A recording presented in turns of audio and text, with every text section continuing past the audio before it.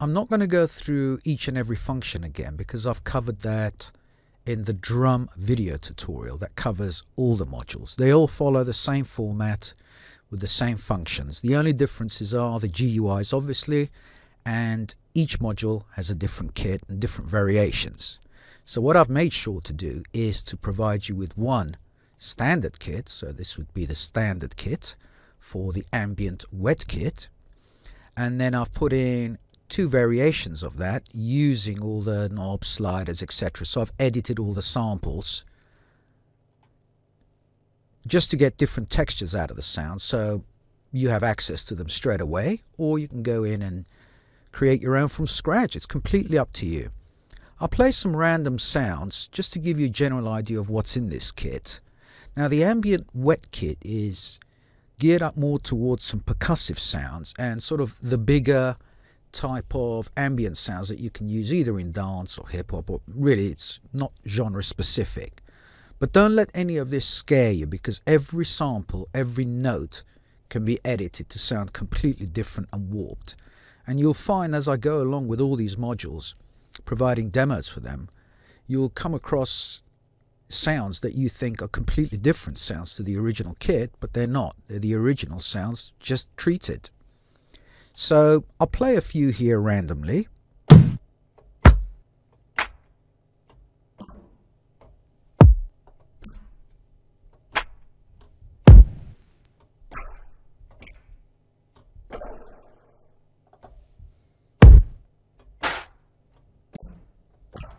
So a nice dry standard kit with some percussion.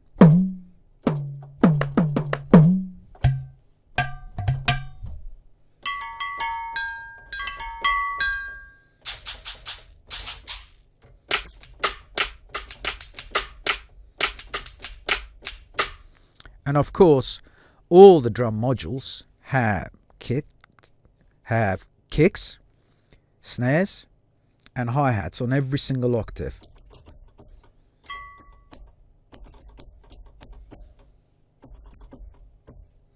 This way you actually have 5 kits spanned across 60 to 61 notes. Now let's hear the variations of that, and I'll keep referencing back to this dry kit just so that you can hear what a huge difference these knobs will make. And just very, very briefly, let's just pick something here. I don't know, let's just pick this clap.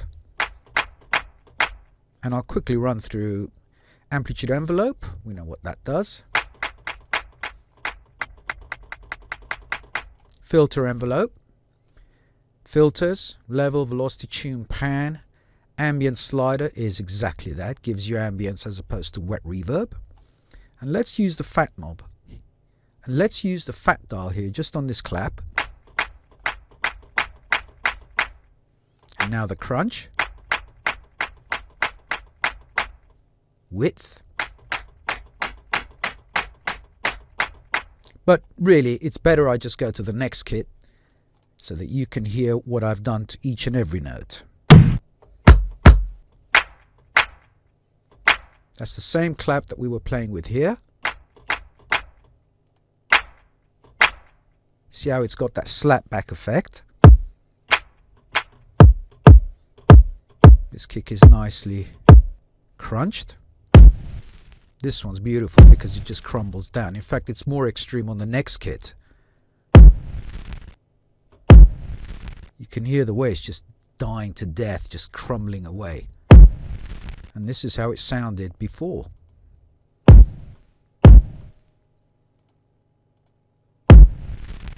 To make it crumble like that, I just used the fat dial and some crunch, etc. That clap is now really dirtied, whereas before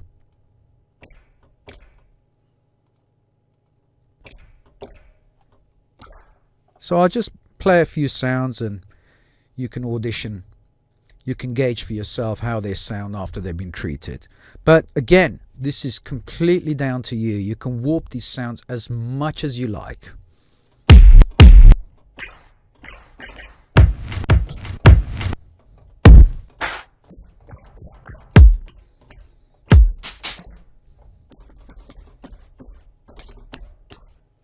All the hats have more space, simply because I used ambience on them.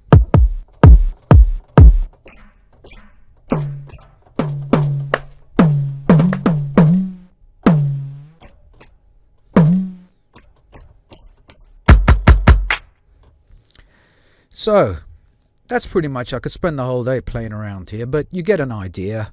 If you'd like, I can very, very quickly run through, say,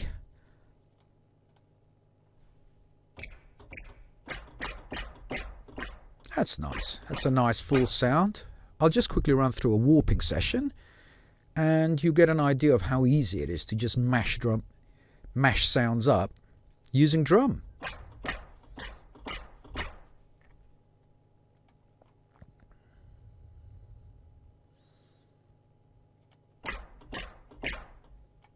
So after selecting it, which is D#4, which is the clap, we can make it fatter. A bit of width. Shall we go for width? Yeah, why not? Now I'd like to leave that alone because I'm going to apply some filters now. So let's just go here.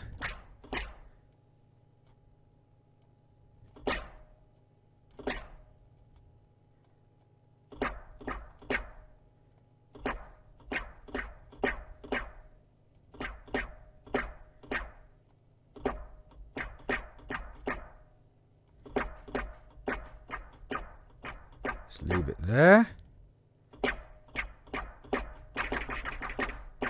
Yep, give it that slap back.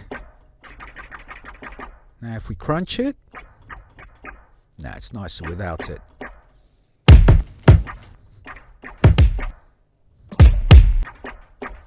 So now you've got that funky slap back clap just by using the filter and the filter envelope. Give it space, obviously, if you fancy a bit of crackle under it. Or maybe you prefer vinyl.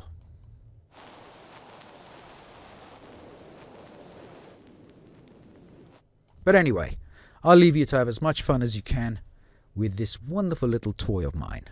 Thanks for your time.